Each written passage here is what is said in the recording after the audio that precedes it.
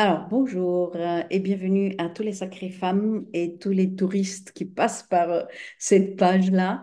Je suis très heureuse de faire ce direct, enfin, c'est pas un direct, mais c'est un live avec une autre femme exceptionnelle que je nomme Sacrée Femme aujourd'hui et que j'ai le plaisir d'avoir invitée pour la troisième pastille de ces présentations. Euh, je ne vais pas parler plus longtemps que ça. Je veux juste vous présenter Itka, qui nous vient direct de Tchécoslovaquie, mais pas que, mais pas que. Alors, comment tu vas pouvoir te dire, alors, comment, avec quelques phrases, tu peux nous dire qui tu es? Après, moi, je vais raconter de quoi, pourquoi et comment, mais D'accord, ok. ouais. Bonjour, bonsoir, bon matin, ça dépend d'heure que vous vous connectez. Je m'appelle Yitka et je viens de la Tchéquie, mais je suis installée en France, en Alsace, exactement, à Strasbourg, depuis 13 ans. Et je suis pianiste, chanteuse, comédienne un peu aussi, prof de piano un peu, prof de chant un tout petit peu. Et voilà, et je connais Jaima depuis le début, quand je suis... Une éternité, ça fait longtemps. Bien. Ok. La présentation que tu as faite, elle est très vraie, elle est réelle, elle est ce que tu montres hein, dans ce bas monde où on vit tous. Mais moi, je t'ai invité ici parce que je voulais parler et présenter ton monde intérieur à cette communauté Sacrée Femme. Et parce que pour moi, depuis la première fois que je t'ai connue, pour moi, tu étais vraiment waouh. À l'époque, je disais pas Sacrée Femme parce que pour moi, c'était pas euh, encore, ce thème n'existait pas encore, mais c'était une femme waouh. Alors pourquoi? Je vais te laisser quand même raconter toi-même pour ne pas gaspiller et gâcher la surprise, mais euh, il faut savoir que Itka n'est pas comme tous les autres, hein. Pas seulement parce qu'elle a beaucoup de talent, mais parce que par naissance, elle a son âme, moi je dirais son âme a choisi d'expérimenter quelque chose que très peu de gens sur cette terre expérimentent et que si vous ne connaissez pas ce problème, vous direz, ben, waouh, cette femme-là, elle est pétillante, elle est pleine de talent, elle est combattante, combative, sorry. Mais il y a quelque chose derrière qui fait la motivation de cette femme-là, et c'est de ça je veux qu'on parle, si tu veux bien. Ok. Donc, je On veux va parler. dévoiler mon âme comme ça devant les gens. Oui, parce que je pense qu'il y a Ok. beaucoup de femmes qui peuvent se reconnaître dans ça. On va parler de l'handicap. On va parler de l'handicap.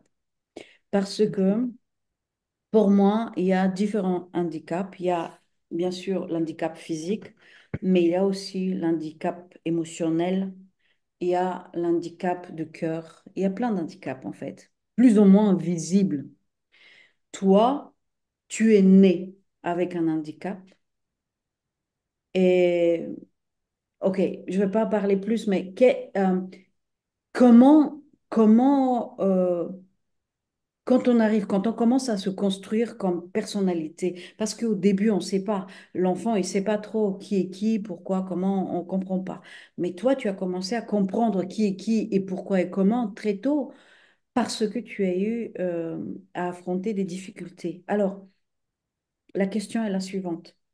Comment un être humain qui descend sur Terre et découvre la difficulté depuis quelques mois, quoi, 8 mois, 9 mois, un an, qu'est-ce qui se passe à l'intérieur? Est-ce que tu as la conscience de ça? Est-ce que tu as vu ces moments? Est-ce que tu as conscientisé ça? Ou aujourd'hui, tu dis, OK, bah, ces moments étaient importants. Enfin bref, voilà, autour de ça, j'aimerais bien que tu nous donnes Ok, ok. ton... Donc, je vais commencer par ça. Quand est-ce qu'on euh, commence à être conscient?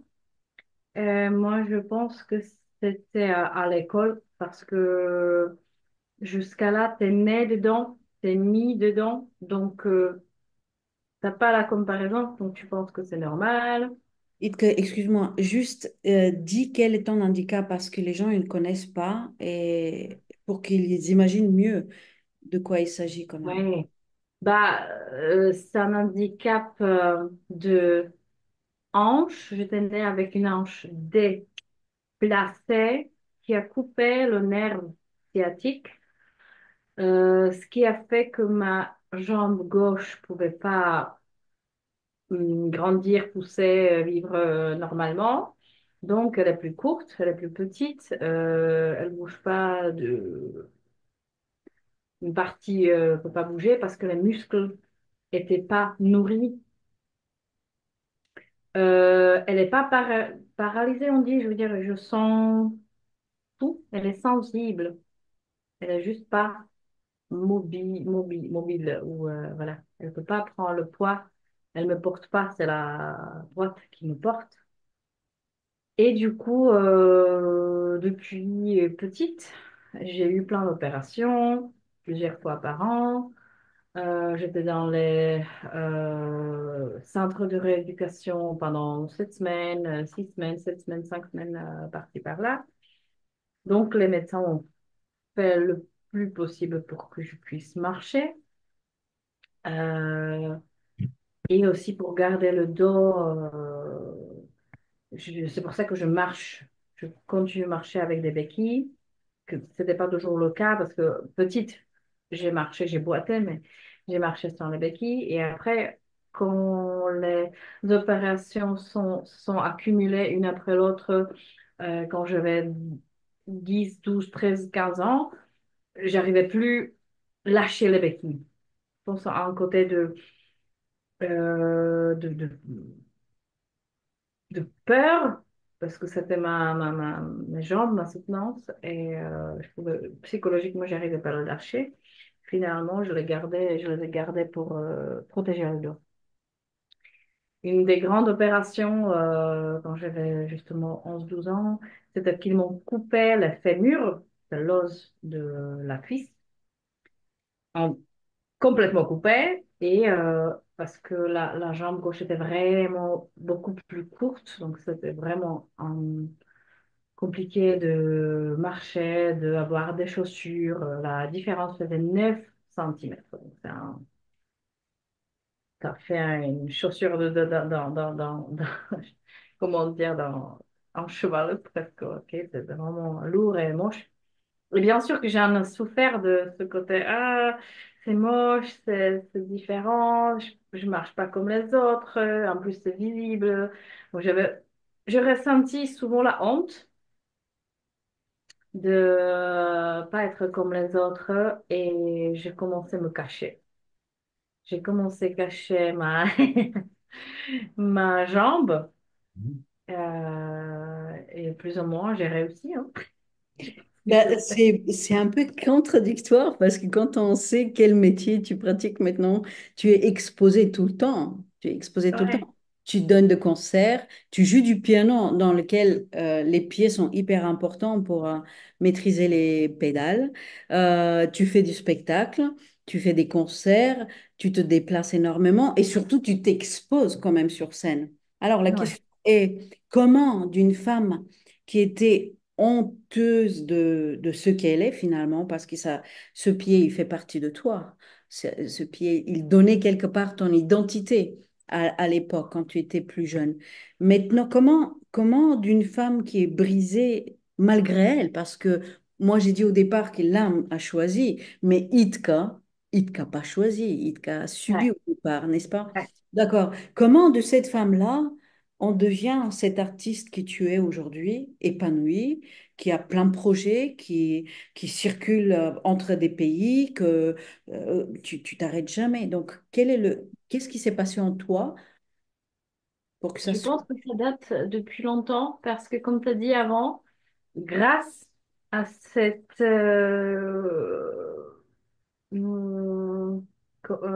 que je veux dire, j'étais mise, née handicapée, j'étais mise dans une situation, ok? Tu peux pas changer ça, tu dois jouer avec. Hmm. Et tu as le choix. Soit tu vas te mettre en colère contre tout le monde, et j'ai bien sûr passé par cette étape. Mm, Parce qu'avec l'adolescence, je me posais plein de questions. On passe par l'étape pourquoi moi? mm. Qu'est-ce que je fais de mauvaise? Je cherchais dans la vie précédente, qu'est-ce que j'ai fait mauvaise? J'ai blessé quelqu'un ou j'ai dû être tellement méchante que j'ai mérité ça? Donc, il y a pourquoi moi, il y a pourquoi pas les autres, la recherche là-dessus. Et après, du coup, j'ai passé par plein d'étapes et j'ai cherché dans le catholicisme, dans le bouddhisme, dans le chamanisme, chez les Indiens. J'ai fait plein de cérémonies et depuis adolescente, j'ai cherché les réponses. Pourquoi? Et qu'est-ce que je peux faire avec? Comment l'utiliser? Est-ce que je choisis d'être en colère et je me referme et je vais toujours être dans le rôle, moi la pauvre, le rôle de... Team, hum, quoi. merci, le rôle de victime. Mm. Ou je vais apprendre vivre avec. Et là, je pense que ça joue beaucoup par qui tu es entouré. Moi, j'ai eu la chance d'avoir les parents d'amour qui me toujours donnaient beaucoup, beaucoup d'amour et qui me soutenaient surtout dans tout ce que je faisais. Et bon, peut-être au début, c'était une raison pratique parce que quand j'étais née, mes parents ne savaient pas du tout où ça va aller. Est-ce que je vais finir sur une chaise roulante, pas capable de s'occuper de moi-même? Et je pense qu'à l'époque, quand j'étais née en Tchécoslovaquie, c'était pas sûr. Donc, ils étaient prêts aussi à ça. Moi, j'ai vite parti de la maison. À 15 ans, je me suis barrée parce que l'amour, c'est bien, mais quand c'est trop, c'est trop. Quand c'est trop, c'est lourd. Donc, merci maman. Et papa, il était content que, ouais, va-t'en, va-t'en. C'est très bien, va à l'internat. Donc, j'ai fait une adolescence comme les autres, en faisant des bêtises, en picolant, essayer des premières cigarettes, machin, tout ça, j'ai passé par. Et je pense que juste ce qui m'a sauvée, c'était aussi la musique qui était juste, c'était plus fort que moi, tu vois. Même si au début, ok, c'était le chemin très classique, piano classique, on travaille, les études, Chopin, Beethoven, tout ça, tout ça. Et finalement, ça m'a mené vers le cabaret, vers la chanson, vers le spectacle, où je me sens vraiment bien, mais il fallait passer par là. Et c'est la musique que je trouve que j'ai eu ce don qui, Qui a équilibré peut-être, non? qui équilibre, même un chaman me disait ça, ok, tu as eu ok, cette complication dans la vie, ton handicap qui te attire vers le bas un peu, qui t'apaise, mais c'est la musique qui te permet de voler et de s'exprimer et je sens beaucoup ce don. Ok, donc selon toi, est-ce qu'on est une femme, une sacrée femme ou on le devient par les choix, par... Ah, ça c'est une Et grande question. une Je me minute pour pose, réfléchir parce que... oh my God. Je me pose cette question depuis petite parce que moi, j'étais toujours quelqu'un de très positif. Déjà, mes parents me disaient qu'ils ne comprenaient pas. Moi, j'étais cassée de tous les côtés, opérée de deux jambes et je ne pouvais pas bouger. J'étais immobilisée et j'ai souriais toute la journée. J'ai donné l'amour et sourire et lumière aux autres. Donc, je pense que tout le monde naît plein de soleil, plein d'amour étant un enfant. Et après, c'est plus le travail, c'est plus le choix, C'est le choix, pour moi, conditions. c'est plutôt le choix qu'on fait. Parce que tu as dit tout à l'heure, j'avais le choix, soit de rester et me plaindre, soit de faire quelque chose de beau. Et tu as sublimé finalement ça. Ça, c'est quelque chose. Je pense que ça peut être, et c'est déjà un exemple vivant que tu montres aux femmes et aux hommes qui peuvent se reconnaître que même si on a un handicap physique, quand les gens le voient, parce que les gens ils se disent, ben non, elle n'est pas comme nous, et toi, tu veux faire les efforts pour que tu sois, entre guillemets, normal, mais finalement, tu donnes tellement beaucoup, plus qu'un être normal, je dirais, que ça ne peut pas ne pas se remarquer, en fait. Ouais. Donc, est-ce que pour toi, le fait de prendre en fait, est-ce que c'est ça qui t'a guidé pendant toute ta vie jusqu'à maintenant, à dire je vais prendre des choix qui vont à chaque fois me permettre à sublimer cet handicap, ou pour toi, ça a devenu quelque chose que tu ne penses absolument pas et que tu traces ta vie parce que tu le sens C'est comme... ça. Je pense que c'est différent pour les personnes qui tombent comme ça, qui sont sportifs, qui sont actifs, et bim, un accident, et ça te coupe les veines, ça te coupe complètement ta racine. Moi, je suis née comme ça. J'ai appris à gérer.